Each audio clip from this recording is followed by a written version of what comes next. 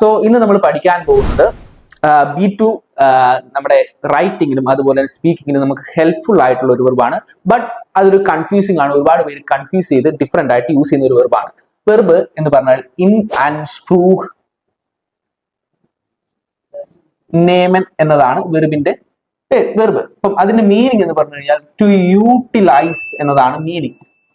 Okay, so ഈ verb എല്ലാ ആൾക്കാരും യൂസ് ചെയ്യുന്നത് ടു യൂസ് അഥവാ ടു യൂസ് എന്ന് പറയുന്ന വെർബുകളുടെ ആൾട്ടർനേറ്റീവ് ആയിട്ടാണ് നമ്മൾ ഇൻ ആൻഡ് സ്പ്രൂഹ് നേമൻ പലപ്പോഴും യൂസ് ചെയ്തു വരുന്നത്. ബട്ട് അത് ശരിയല്ല. നമുക്ക് ഒരിക്കലും യൂസ് എന്ന് പറയുന്ന വെർബിന് ആൾട്ടർനേറ്റീവ് ആയിട്ട് ഇൻ ആൻഡ് സ്പ്രൂഹ് നേമൻ എന്ന് പറയുന്നത്, അതായത് യൂട്ടിലൈസ് എന്ന് പറയുന്ന വെർബ് യൂസ് ചെയ്യാൻ പറ്റില്ല. യൂസ് ചെയ്യാൻ പറ്റും. യൂസ് ചെയ്യാൻ പറ്റുന്നതിന് അതിന് കുറച്ച് റൂൾസ് അല്ലെങ്കിൽ കുറച്ച് സിറ്റുവേഷൻസ് ഉണ്ട്.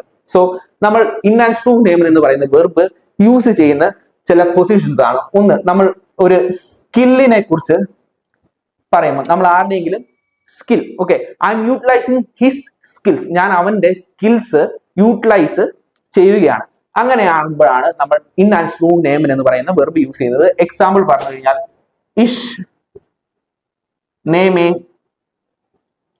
സൈനെ ഫെഹിഷ്കൈറ്റൻ ഇൻ ആൻഡ് സ്പ്രൂഹ്.